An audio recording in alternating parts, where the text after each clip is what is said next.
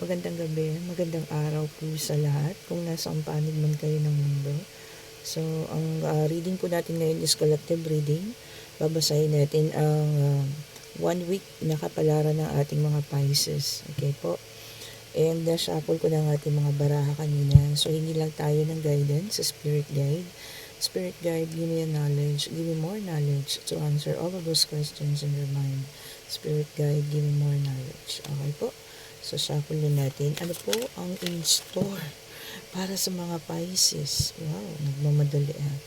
So, unang lumabas ang ating Queen of Cups. Oops, may 9 of Cups. So, eto, 9 of Cups para sa ating mga Pisces. Dalawa pa lang yan, pero mukhang magiging maganda ang ating situation para sa mga Pisces ha. For this week, may nagpalit ba? Wala, ito lang talaga siya. Okay, King of Wands. Wow, maganda rin ha.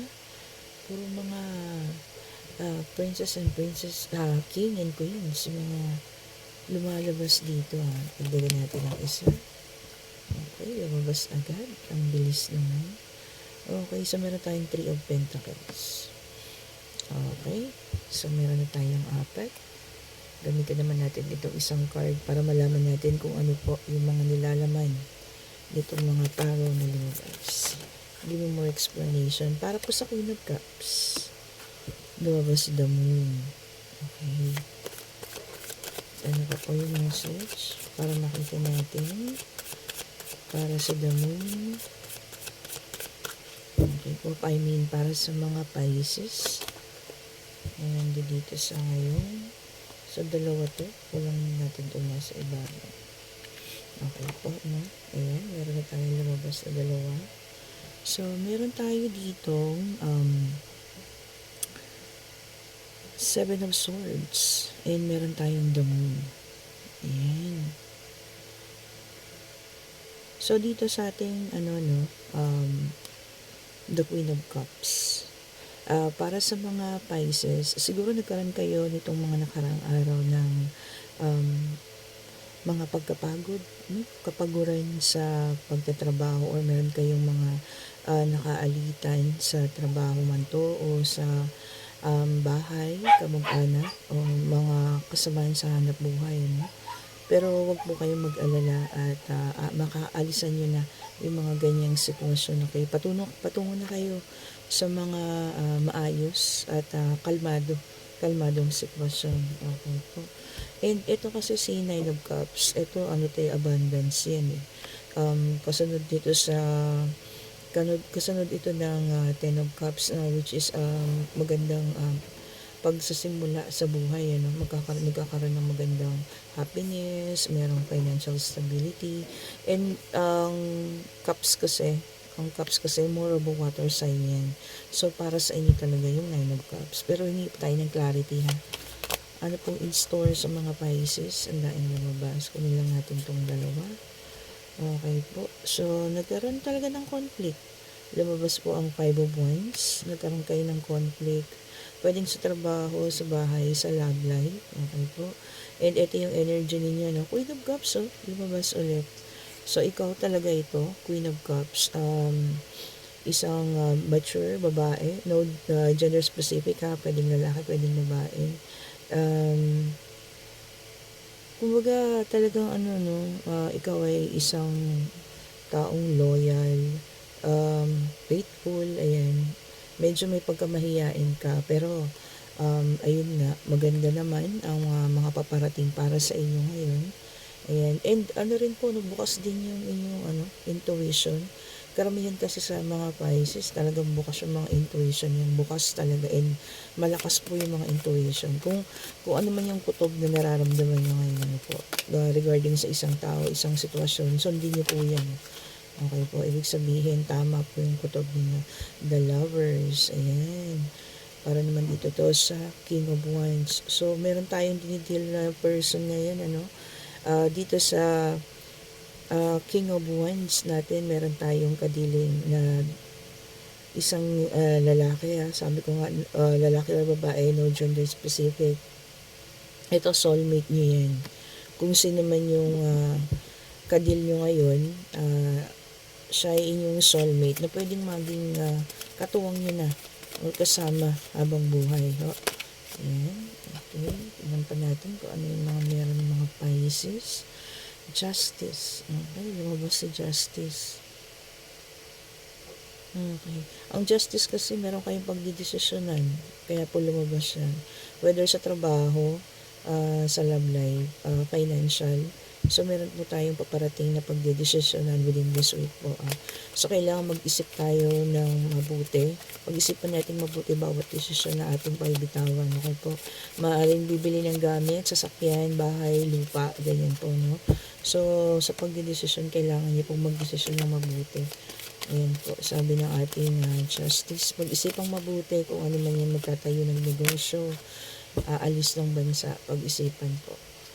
Okay, Wheel of Fortune, talagang yan po, no? Kung ano man yung dinidesire nyo ngayon, kung mag-abroad kayo, mag-business, magpapalit ng career, change of careers, okay po, pupunta ng ibang bansa.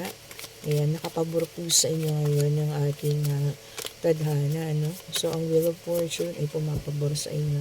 So, kung ano man ang magiging desisyon nyo, gagabayan kayo ng ating universe within this week, ha? Kung ano man yung magiging desisyon nyo. Tignan pa natin po, more clarification. Kaya pala, dito po sa Three of Pentacles, parang may collaboration or merong pagbabagong magaganap. So, pwedeng ito ay sa inyong career. Okay po. Give me more knowledge, give me more information, spirit guide, dagdagan natin. The Magician, ayan. So, talagang, ano po, no? Karamihan dito sa inyo, meron nag-iisip ng bagong mapapasukan.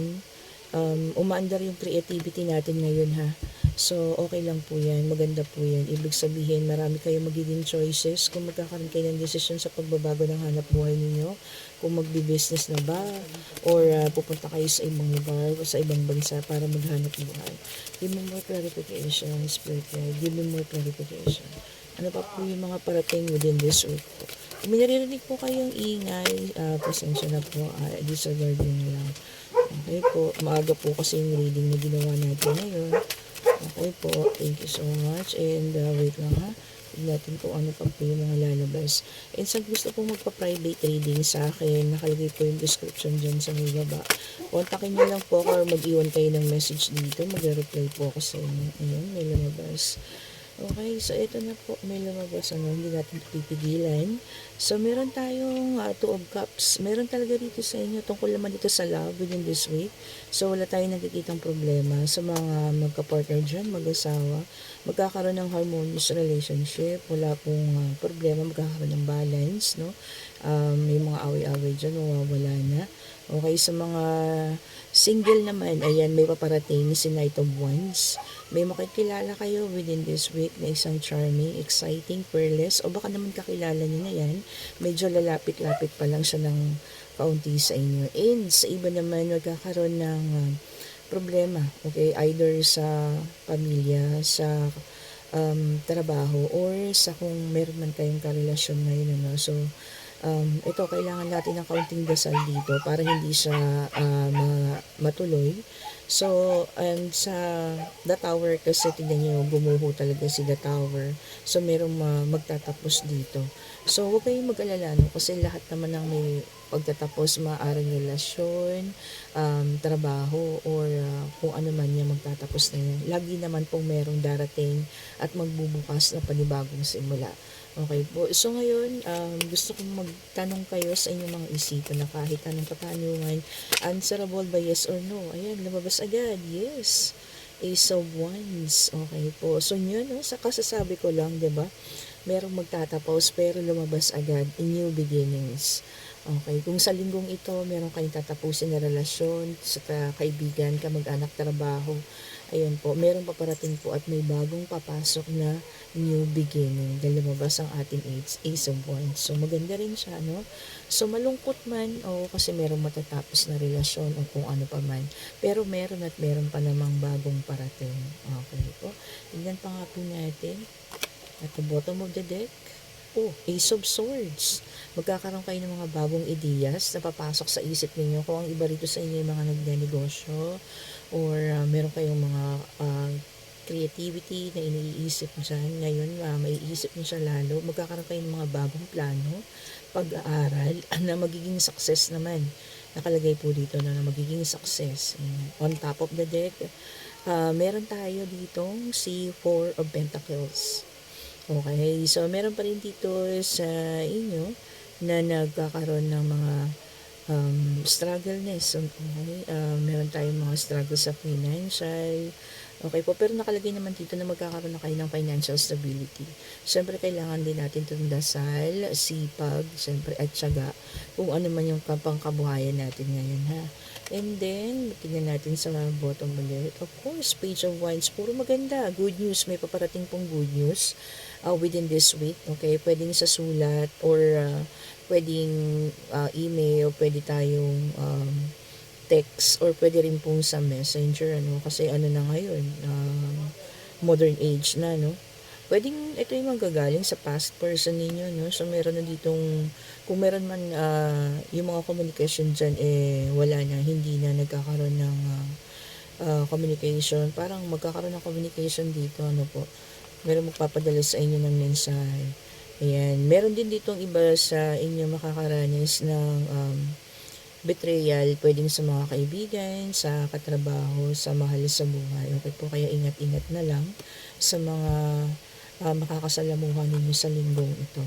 And the sun, ayan. Pero papasok pa rin karamihan sa mga Pisces ang positivity.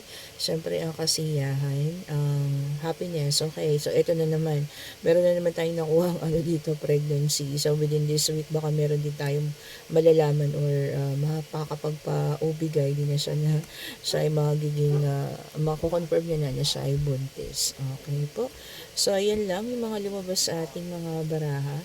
And sa mga gusto po ng mga private reading, pwede niyo po akong kontakin. Okay, mag-leave lang po kayo ng message dito kung ano man po dun sa mga videos ko, yung mapapanood ninyo.